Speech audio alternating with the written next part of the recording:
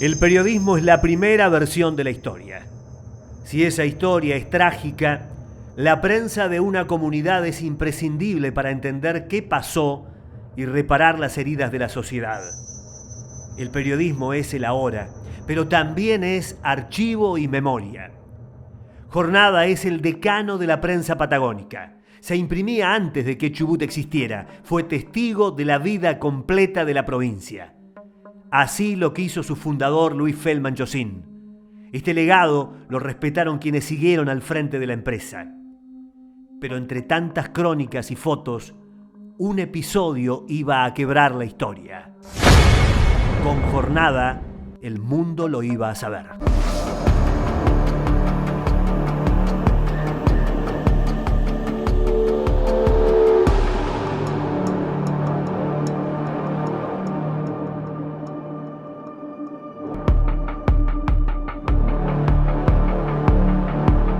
Es 1972. Al país lo gobierna el dictador Alejandro Agustín Lanusse. Hay mucha militancia activa y centenares de presos políticos. Hay resistencia y represión. El 15 de agosto, un grupo guerrillero ejecutó un plan arriesgado y escapó de la Unidad 6 de Rawson, una cárcel federal de máxima seguridad. Llegaron hasta el aeropuerto viejo. Solamente 6 líderes revolucionarios completaron su fuga hacia Chile tomando un avión por asalto. Otros militantes llegaron demasiado tarde. Terminaron rodeados por la policía y las Fuerzas Armadas. Fueron horas de desconfianza, tensión, amenazas, armas de fuego. Caía la noche. Podía pasar cualquier cosa. Por eso, un hombre de Jornada ya estaba allí. El fotógrafo Emílcer Pereira. El grupo rodeado se entregó cuando les dieron garantías y les prometieron que serían regresados al penal de Rawson sanos y salvos. El flash de la cámara de Emílcer eternizó la rendición y las armas en el piso.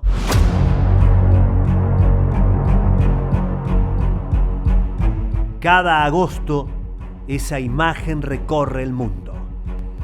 Aquel muchacho de Villa Mitre, de Río Negro, que se vino de adolescente a hacer la secundaria en el Colegio Nacional, se conocieron con Chujo Feldman, que le dio las primeras herramientas para empezar a hacer fotografía, y se insertó en la sociedad trenebuense, en el teatro, en habilitarse en el FAS, y como fotógrafo de Jornada de esos registros de agosto del 72, de la fuga, luego el poder registrar la visita de los 3 sobrevivientes a la conferencia de prensa en el Hotel Turing, y luego los acontecimientos del Tren de Guaso de octubre del 72, fue una figura clave, y su militancia política lo lleva al doloroso exilio en Venezuela y en su muerte, pero deja una obra para la posteridad en un medio que puede contribuir a las futuras generaciones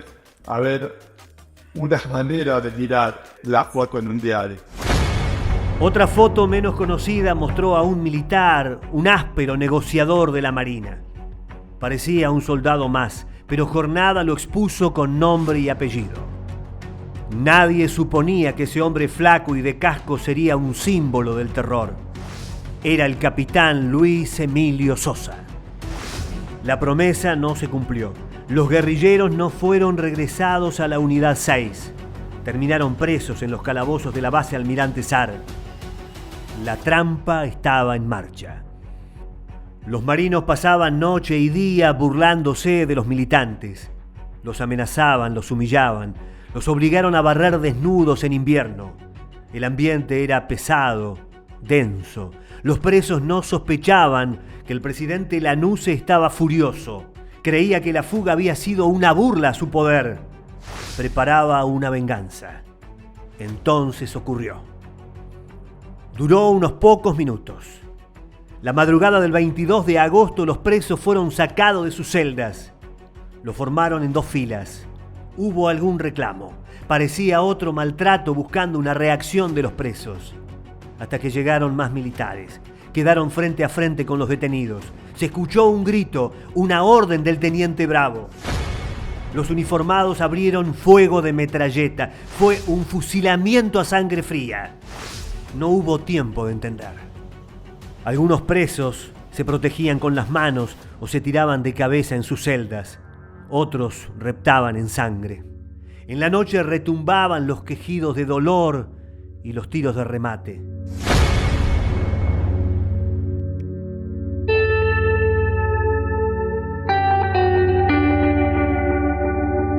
Murieron 16 hombres y mujeres indefensos. 3 sobrevivieron. El cabo Carlos Marandino fue el arrepentido que derrumbó la versión de la fuga y lo ratificó 50 años después al declarar contra el teniente Roberto Bravo en el juicio de Miami. Lo que recuerdo es que a mí me faltaban 15 minutos para irme a la guardia y en ese momento llegaron 4 personas. Bravo, teniente de fragata, y después había otro, señor Sosa, el señor de Real y Herrera. El teniente Bravo me dijo que abriera las celdas y una vez que concluida que abrí me dijo que me retire. Lo que sentía yo que hablaban muy fuerte, que estaban discutiendo. ¿Quiénes? O sea, los oficiales con los detenidos. Sí, regresé para ver que cuando terminó todo, entré para ver qué había pasado. Y entré y vi que había mucha gente en el piso, con sangre y todo, quejidos. Entonces el teniente Bravo me entregó la pistola y me dijo que revisara, que verifique los cuerpos. Pero hice de 2 a 3 pasos y me retiré porque no me gustó lo que vi. Me llevaron de compuesto a la enfermería, me aplicaron, no sé si una inyección para que me tranquilice y después me desperté al otro día. Parecía un horror sin nombre, pero lo iba a tener. Era la masacre de Trelew. La Marina inventó la versión de un intento de fuga reprimido a balazos. La mentira hacía agua por todos lados. Era imposible que un grupo desarmado escapara de una base infectada de militares, sin apoyo exterior y en medio del campo. Todo el país habló de la balacera. Trelew fue un hervidero de rumores. Los vecinos se volcaron al edificio de jornada para no quedarse sin su diario. En las charlas privadas se hablaba de un acto horroroso, pero excepto la militancia, todos se cuidaban y nadie lo decía en voz alta. El capitán Sosa y su banda dejaron Trelew. La Marina protegió sus nombres y sus destinos. Esa madrugada quedó blindada. Parecía un crimen perfecto.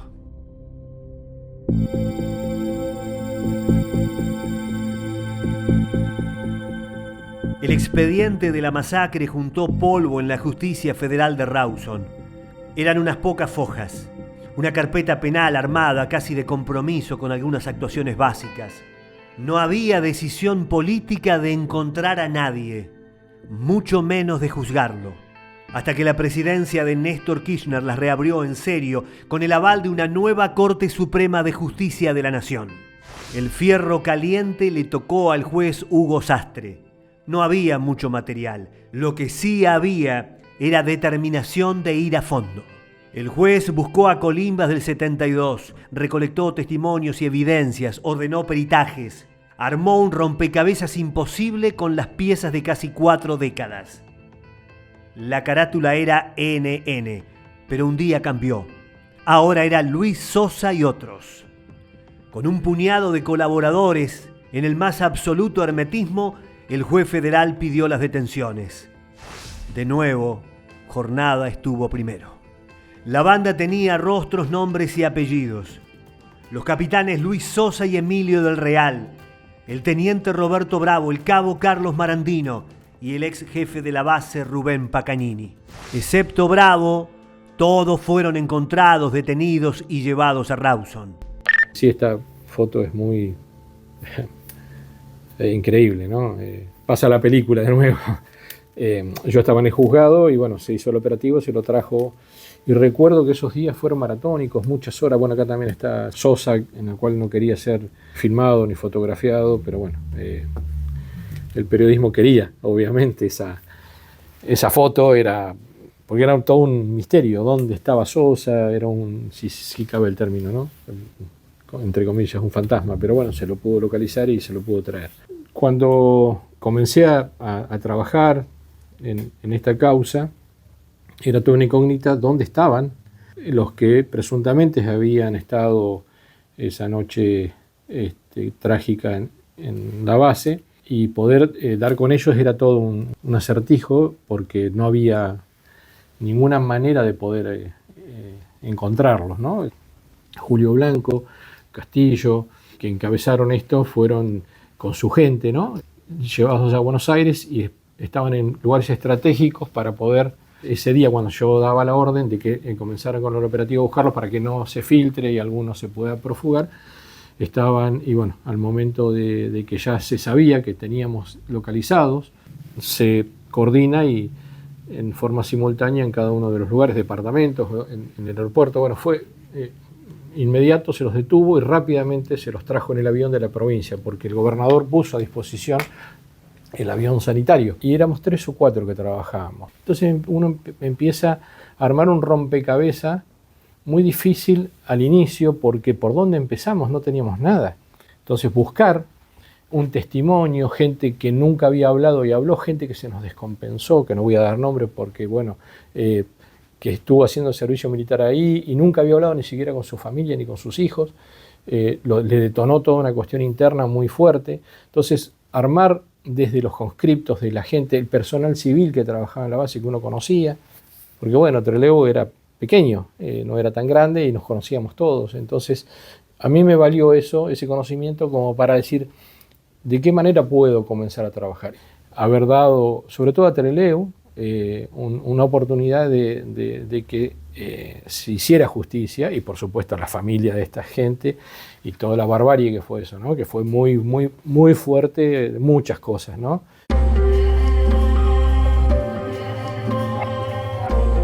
Es 7 de mayo de 2012, una fecha que ya está grabada en bronce. La masacre de Trelew por fin llegaba a juicio oral y público. El cine teatro de Rawson estaba repleto de militancia, vecinos, políticos, curiosos. Todo era expectativa. Jornada fue el único medio que estuvo del primer al último día. Escuchó testimonios inéditos de quienes callaron durante años, por miedo, por subordinación, o simplemente porque la justicia nunca les había preguntado nada. Este medio acompañó una inédita recorrida por el lugar de los fusilamientos. Jueces, fiscales, defensores e imputados regresaban a un lugar que nunca antes estuvo abierto a la vista pública. Era el pabellón de aquella fría madrugada del 72. Los calabozos ya no existen, pero sí sus marcas y los nombres de los muertos. También Jornada difundió pruebas inéditas aportadas por las familias que durante décadas estuvieron guardadas. Por ejemplo, Julio Ulla, que sacó fotos del cuerpo de Jorge, su hermano fusilado. Las había conservado para que alguna vez sirvieran de prueba. No había posibilidades en aquel momento de que alguien hiciera una autopsia o un peritaje de ese cuerpo.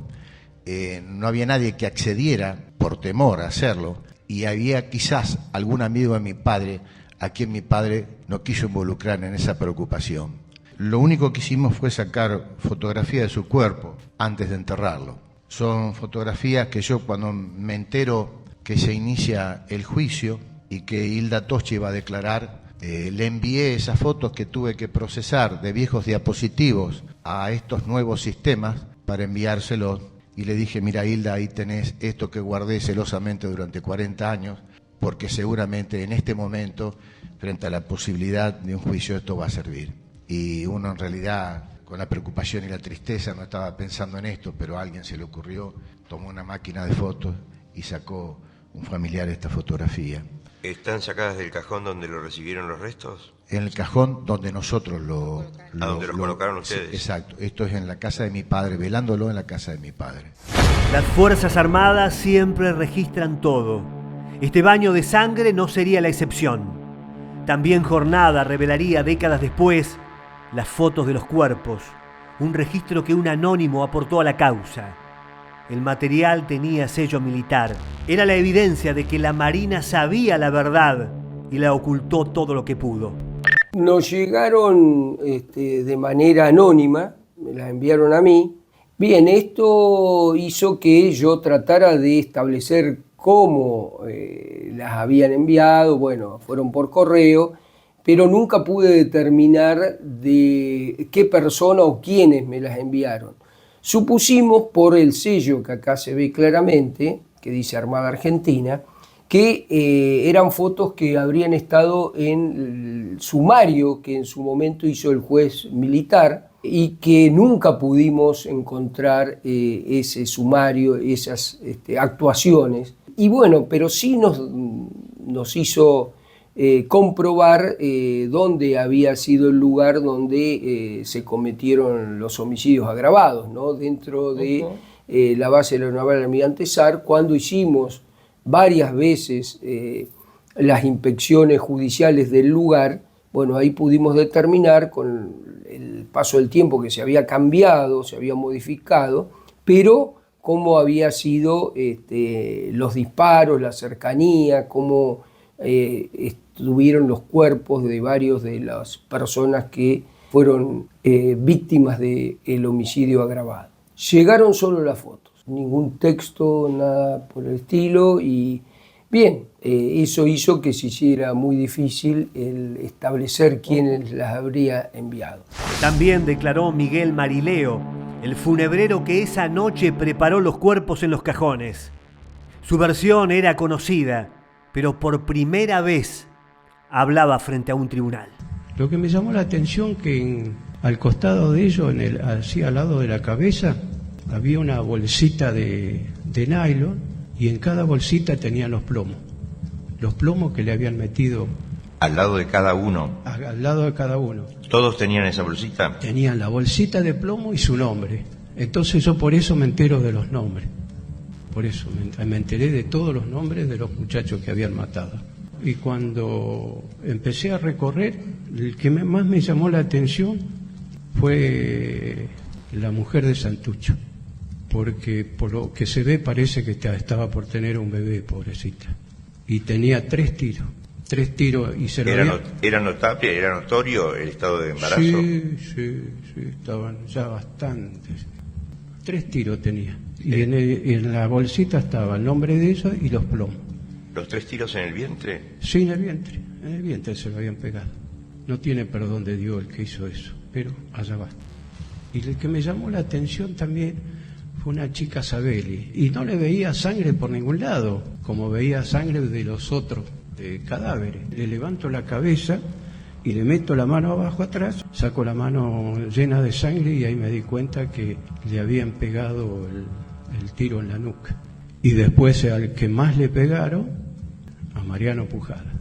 Ese sí, tenía como 10 o 11 plomos tenía en la bolsita de nylon. Y lo habían cosido, como se conoce que lo abrieron y lo cosieron. Jornada estuvo el día que se leyó la declaración de Agustín Magallanes, uno de los oficiales de la Marina que primero llegó a los calabozos tras la matanza. Lo que vio lo conmovió. Entré, miré y vi a los detenidos tirados amontonados unos arriba de otros, y recuerdo los quejidos de dolor de la gente. Esta gente estaba tirada al principio de la entrada del pasillo de los calabozos. Ninguno había salido fuera del pasillo de los calabozos. La gente del fondo se estaba arrastrando. Yo no llegué hasta el fondo, solo ayudé. El médico que llegó no podía pasar y me pidió que lo ayude a correr los cuerpos. Los corrí y el médico pasó y se dedicó a los que estaban heridos. Vi que estaban acribillados. Era un colador de tiros. Atrás vi a una persona que se arrastraba por el piso. Era una cosa impactante, traumática, me afectaba. Los que estaban unos arriba de los otros estaban inmóviles. Recuerdo que había algún cuerpo dentro de los calabozos porque se veían asomando por la puerta la parte de un cuerpo de una persona. Los detenidos no estaban armados ni tenían armas en el piso. En las audiencias rompió el silencio Jorge Bautista. Es el capitán de navío que hizo la investigación militar del fusilamiento. Este documento jamás apareció. Bautista declaró que lo que vio no pudo haber sido un intento de fuga. El cuadro, que indudablemente fue un cuadro impactante, encontrar esta cantidad de muertos con sangre, ver el hecho, porque me encontré ante un hecho de sangre y no ante un intento. Nada me sugirió que de ahí se podía desprender un intento de evasión. ¿Nada le sugirió que eso que usted veía podía constituir un intento de evasión? Para nada, ni se me pasó por la cabeza. O sea, usted no estaba enterado de la magnitud. No, la magnitud no. Mi imaginación tampoco dio para imaginarme lo que encontré. Raúl Fite es el oficial de la Marina que ese 22 de agosto aterrizó en Trelew con Horacio Mayorga, máximo responsable militar de la base. Declaró que el teniente de navío quedó impactado. Digamos, saliendo de ese corredor había un montón de cadáveres apilados. Estaban como que se hubieran caído uno arriba de otro. No puedo dar absoluta fe, pero mi impresión es que se cayeron uno arriba de otro. Es como si hubieran corrido y caído uno arriba de otro. ¿Pudo percibir, digamos, el estado de ánimo de Mayorga al momento de tomar conocimiento de esto? Y no era muy distinto de los nuestros, era. ¿Sorprendido? Impactado, por cierto. Impactado. Sí. En el 72, Carlos Robeta cumplía el servicio militar obligatorio en la base SAR. En el juicio reveló que los jefes les pidieron decir que había sido un intento de fuga. Así lo registró Jornada. Cuando estábamos en la sala de conscriptos, bueno, ahí nos ponen en conocimiento de lo que había ocurrido, nos cuentan la primera versión de lo que había ocurrido. Que había habido un intento de fuga, que el señor Pujada, como tenía conocimiento de artes marciales, lo había hecho prisionero al capitán Sosa, porque ninguno lo podíamos creer porque un herido de bala, cualquiera se da cuenta si está herido o no. Después cambiaron esa versión y lo que sí nos recomendaron es que si hablábamos con alguien que teníamos que contar esa versión. Estaban un poco más tensos en la mayoría de los que estaban ahí. Otro ex conscripto convocado al juicio fue Carlos Neira. Relató el olor a muerte en la base y describió los nervios de los militares. Y después volvimos a la base, ya le digo, no sé si habrá sido a la 1, a las 2 de la tarde, una cosa así. Un clima, yo no conozco el olor a muerte, pero había olor a muerte. Y había un camión bajando ataúdes. Era muy duro. Después del 22 sí hubo algunos incidentes así, digamos, de cosas que no eran normales, de que un oficial retara a un suboficial delante de la tropa y ese tipo de cosas. Había un estado de ánimo un poco alterado. Había una alteración de la rutina, totalmente, había una alteración de la rutina. Tenía 21 años, estaba haciendo el servicio militar que yo no había elegido. Y todo esto golpea, y muy fuerte golpea. Se siente muy mal y muy desagradable. Este diario registró el relato de Carlos Celi, un ex colimba de la base que contó cómo apilaron los cuerpos en camionetas y se los llevaron en un avión sin puerta. Fui a ver qué pasaba y estaban sacando los cadáveres de la guardia. Los llevaban, habían 2 camionetas, de los brazos y de las piernas. Y los ponían arriba de la camioneta. ¿Y cómo los colocaban? ¿Iba en la parte de atrás de la camioneta? Sí, en la caja, apilados. Apilados. Uno encima del otro, como entraban. Sí, estaban vestidos. Se notaban baleados porque cuando lo sacaban no se les juntaba a veces la pierna con la cabeza, uno que llevaba con el otro. ¿Alcanzó a distinguir el sexo de alguno de los cadáveres? Sí, la que me llamó la atención fue la Bergeres, que era la más grande, alta, que tenía un gamulán, eso me acuerdo clarito, y que tenía la lana del gamulán, de la tela, de los tiros para afuera la lana. ¿Le dieron los motivos? ¿En algún momento usted se enteró qué había pasado en la madrugada? No, nada. Lo único que dijeron, se terminó el espectáculo y se fueron a camioneta. Vi, pero de otro lugar, cargaban en un avión que los llevaba. Cargaron los cajones y sacaron la puerta. La puerta del avión por donde sube, de atrás, la sacaron. Cuando despegó, todavía el suboficial dice, la primera vez que veo despegar un avión sin puerta. No sé si era por el olor, no se sabe eso. El capitán Luis Sosa no habló en el juicio, pero se leyó su declaración indagatoria, donde dijo que los marinos lo ven como un héroe y que él no ordenó disparar.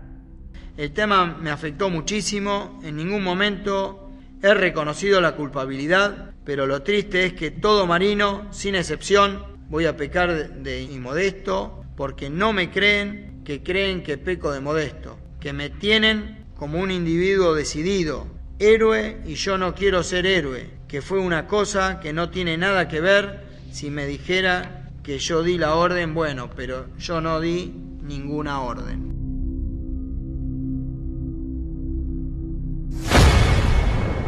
En el juicio apareció una grabación histórica e inédita para un documental que nunca se completó.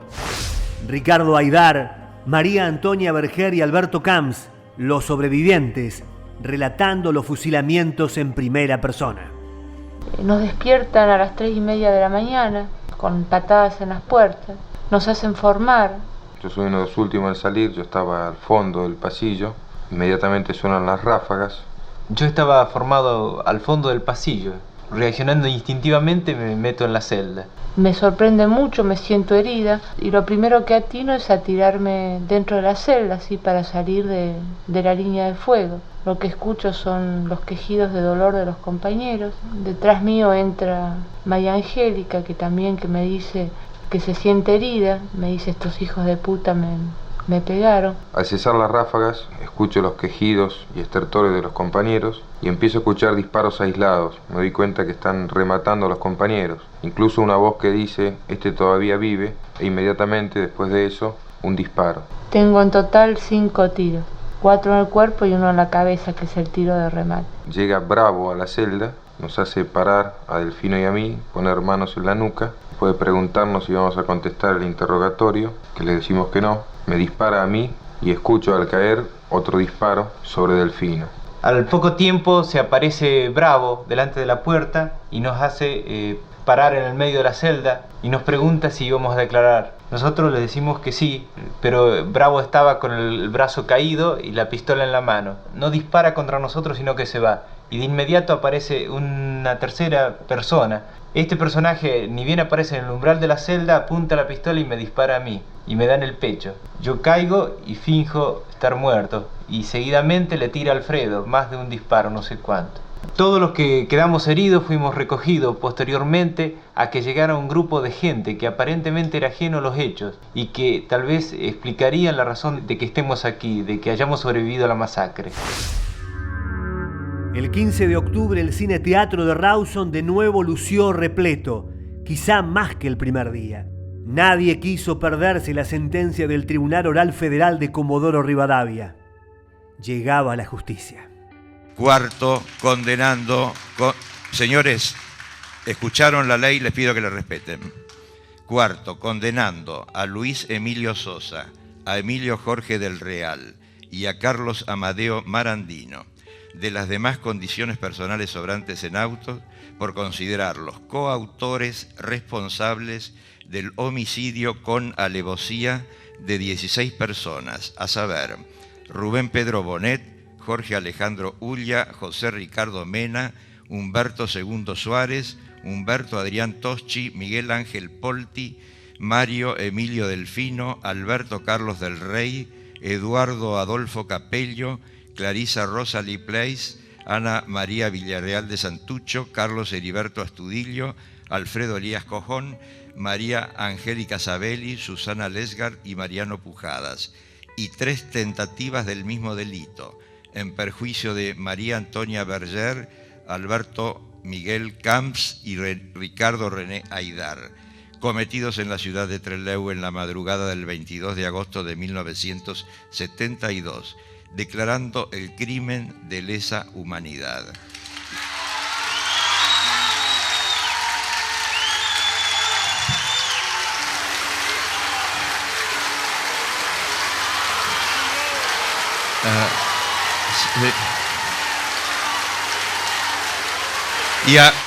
Señores, ¿me dejan continuar?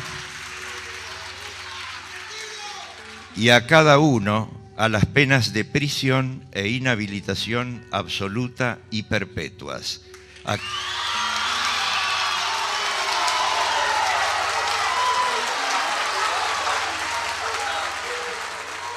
El tribunal además absolvió a Rubén Pacagnini, ex jefe de la base, y a Jorge Bautista, que hizo el sumario militar.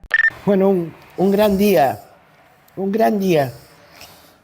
de sentimientos muy intensos, que nos encontró como nuestros compañeros hermanadas, que estamos ahí unidas las tres, pero de gran satisfacción también, porque logramos parte de lo que queríamos. Y esa foto salió en todos los medios, en todo el país. Y yo la tengo en un cuadro, en una pared de mi casa. Porque fue un momento que habíamos esperado durante 40 años. Bueno. Es un puñal en el corazón verlo a los 5 acá, tremendo. Eso, la verdad que ver a esos pobres viejecitos, como están diciendo ahora, fue terrible. Yo no sé describir con una palabra la sensación de lo que sentí. Es muy buena foto porque acá aparece que siempre estuvo escondido, ¿no? Marandino, que siempre estuvo escondido entre bambalinas y no lo vimos prácticamente en todo el juicio. Estos dos genocidas que, bueno, tuvieron lamentablemente la muerte, los premió. Pedro de Diego fue uno de los jueces del histórico juicio. Dijo que los marinos se llevaron a la tumba una respuesta clave del proceso. Más allá de que estoy absolutamente convencido que se hizo justicia, la mecánica de los homicidios quedó totalmente esclarecida, fundamentalmente por un testigo, en este momento ya era un jefe de la Armada retirado, pero que en aquel momento era un guardiamarina, que lo relató perfectamente. La secuencia que él vivió, hubo un detalle muy importante que fue cómo él relata la reconstrucción del hecho, y ahí es donde surge perfectamente que todo lo que era el ataque de Pujadas a Sosa era una patraña, y donde estaban realmente tanto las víctimas como los homicidas. Eso quedó clarísimo. En el debe quedó no haberlo traído a Bravo a juicio. Por supuesto que era una cuestión, para mí, una cuestión jurídicamente imposible traerlo, tanto por la amnistía como por el hecho de que era ciudadano americano. Lo otro que quedó, pero esto ya excedía mucho la función del tribunal, era por qué se produjo este hecho. Creo que nunca se va a saber, porque tanto Sosa como Del Real, que fueron un poco los cabecillas de esta cuestión, han muerto y se llevaron su secreto a la tumba.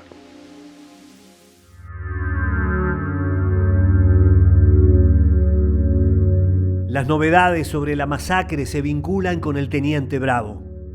En 2022, un jurado popular lo condenó a indemnizar con $27 millones a las familias de las víctimas. En ese juicio civil, Bravo admitió que esa madrugada vació su cargador sobre los presos desarmados, pero insistió con que hubo un intento de fuga. En octubre de 2023, un juez de Estados Unidos rechazó por segunda vez su extradición.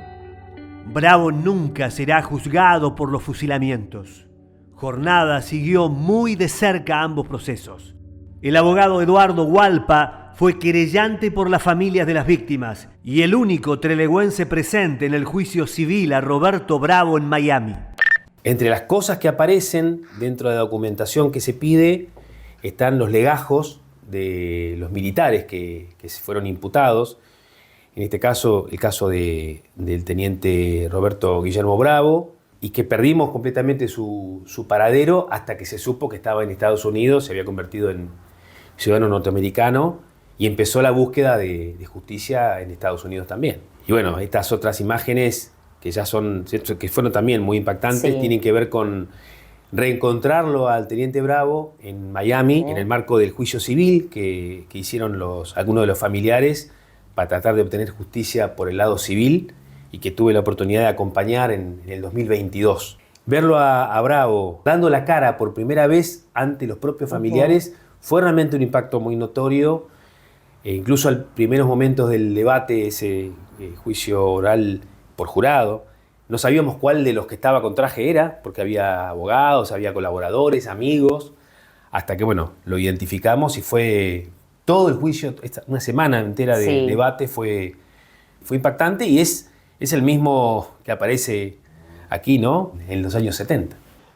Primero, un hombre grande, de cerca de 80 años, pero muy entero físicamente, muy erguido, imperturbable, o sea, no tenía ningún tipo de expresión en el rostro que denotara o arrepentimiento, o remordimiento, o temor, o preocupación. Era realmente muy impresionante su planteo, digamos, en términos de escena, y siguiendo todas las alternativas de juicio, casi sin expresarse, sin asentir, sin decir que no con la cabeza, sin pestañear. O sea, muy atento, pero muy serio, muy sobrio. Enrique Guanciroli fue el presidente del tribunal que condenó la masacre. Ante Jornada, admitió el sabor amargo por no haber podido juzgar a Roberto Bravo. Un sabor amargo, por supuesto que me hubiera gustado juzgarlo. Era uno de los protagonistas y era uno de los que a lo mejor podía hablar con más soltura. Y su escapada también es un punto para sumar a que esto no fue un procedimiento común de un improvisado o de un jefezuelo local. No, su escapada hizo tantos años guardado. Era un sabor muy amargo, y muy amargo también de la conducta de Estados Unidos. Sí me hubiera gustado juzgarlo, sí, yo creo que es un hombre que podía responder mucho. Y me parece que como le fue en Estados Unidos, con tanta lucidez para desempeñarse como empresario, esa lucidez seguramente la conservó de los años en los cuales fue protagonista de esta masacre. Pero él sí fue un ejecutor que lo hizo con ensaña, ¿no? con mucho ensañamiento, ¿no? Sí, que me hubiera gustado juzgarlo a ese hombre, darle su merecido, pero bueno. De los marinos condenados, Sosa y Del Real murieron. Marandino, enfermo, cumple su prisión domiciliaria en Entre Ríos. Aunque habían sido absueltos, Bautista y Pacagnini murieron esperando un nuevo juicio que se había ordenado para ellos.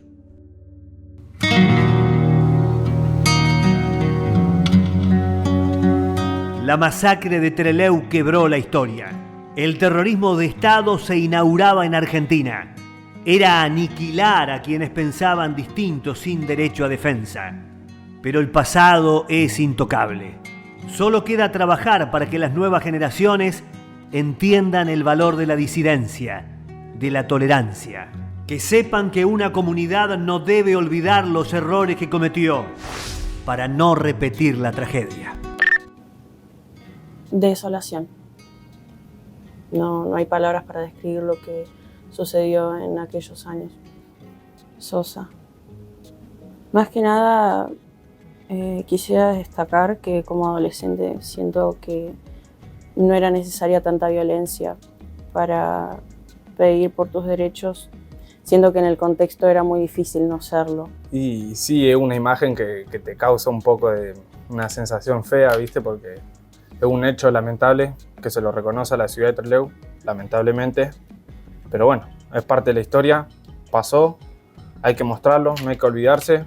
Es bueno que no solamente se acuerden cuando van a cumplir 50 años, 60 años, es algo que se debería recordar siempre para poder prevenir ese tipo de hechos. Yo no tenía ningún conocimiento sobre lo sucedido en Trelew y la verdad fue chocante enterarme de esto. Es triste que hayan pasado tantos años para que se tenga justicia. Pero también es bastante bueno que ahora hayan más derechos sobre lo sucedido. Sinceramente no tengo mucho conocimiento. Recién en la secundaria me empezaron a enseñar esto, pero nunca fui de ponerle mucha atención. Es una historia conmovedora, el fusilamiento de estas personas. No conozco a ninguno de ahí. No hay justificación, ni por muy pequeña ni muy grande, que haga valer todo lo que ellos sucedieron. Ya que la única coartada que tenían era que era una época violenta. Si ya los tenías presos, se habían entregado, no mostraban ningún tipo de resistencia, ¿por qué cometer tal acto? El diario de papel ya no está, pero queda para siempre un archivo de 70 años que es un verdadero patrimonio nacional. Muy pronto ese material será digitalizado para que nada se pierda. El encuentro con las fotografías del diario Jornada se dio en el marco de la ampliación de las políticas públicas de memoria, y en ese marco, en el año 2009, Juan Arcuri nos cuenta y nos convoca al archivo a trabajar el archivo fotográfico del diario Jornada. La alegría fue enorme porque la verdad es que el encuentro con las imágenes del diario fue súper emocionante, porque no sabíamos de la existencia de ese material y tampoco sabíamos que además de eso estaba súper cuidado y protegido, encontrando perlitas preciosas. La serie de la conferencia de prensa en el aeropuerto es una maravilla. Estaban todas las fotos de Milser en la entrega de las armas en el aeropuerto. Y el archivo, decidió, el Archivo Nacional, trabajar de alguna manera una idea de colección del diario Jornada. Ese material, que fue un material que realmente nos dio mucha alegría trabajar, se incluyó en 2 piezas que trabajamos en conjunto también entre Nación y Provincia. Una es el libro Trelew 72 y la otra es la muestra Jornada Histórica, que fue una muestra que además circuló por distintas provincias del país. Jornada es un medio muy, muy viejo, el más escrito aquí en la zona. Es más, también yo con la familia Feldman, con Daniel Feldman, fui al colegio. Y yo de chico iba a la casa y conocí al abuelo, que inició el Jornada en la calle España, donde tengo, esas cosas del pueblo. Y bueno, y el registro histórico del diario Jornada es muy valioso porque justamente estuvo en esas épocas. Estuvieron muy presentes, siempre dijeron lo que estaba sucediendo dentro de lo que podían en la investigación y luego en el juicio. Sí, realmente hubo mucho acompañamiento e incluso hizo que muchos habitantes concurrieran a las audiencias. Quiero señalar es el acompañamiento de la prensa, sobre todo la prensa del Valle, en aquellas jornadas que fueron exhaustivas realmente, porque era desde la mañana hasta la noche, y aún en la noche seguido escribiendo, ¿no? Y la prensa, afortunadamente, y con discreción y con prudencia, reflejó la situación. Quiero ponderar el rol de la prensa porque sirve para preservar la memoria, con el rol que ha tenido el periodismo, y especialmente en el Valle, tan importante porque preserva la memoria de la comunidad. Los medios de comunicación, y especialmente Jornada, acompañaron la necesidad de una sociedad de expresarse con respecto a un hecho muy traumático, muy embromado, donde ha quedado muchas heridas, donde ha quedado mucho silencio impuesto, mucho temor, mucho terror. Así como también en la causa se acompañaron libros, películas, publicaciones. Yo creo que el aporte de Jornada en estas imágenes y en documentos que se han publicado va a quedar para la posteridad. Bueno, para nosotros el archivo de Jornada fue, yo digo, hasta fundacional, ¿no? De la reconstrucción de la memoria y de seguir construyendo hacia adelante. Cuando nosotros vimos todas las fotos que había en el archivo, que pudieron recuperar, que se hicieron públicas, fue, creo que el gesto de la prensa de suministrarnos el testimonio de la historia que nosotros no teníamos. La familia de Suárez, que hoy está, la familia de Ula, que hoy está, la familia de Camps, que hoy está con nosotros, la familia de Clarisa, de Eduardo, de Humberto, de Astudillo, los podamos ver acá, parados, enteros, hermosos, valientes. Eso es lo que logramos. Los nuevos caminos son la web, la radio, las plataformas digitales. Pero esa ya es otra historia. En el fondo, el trabajo no cambió. La prensa todavía es la primera versión confiable de la historia. Y para escribirla, Jornada es el testigo que siempre estuvo, está y estará.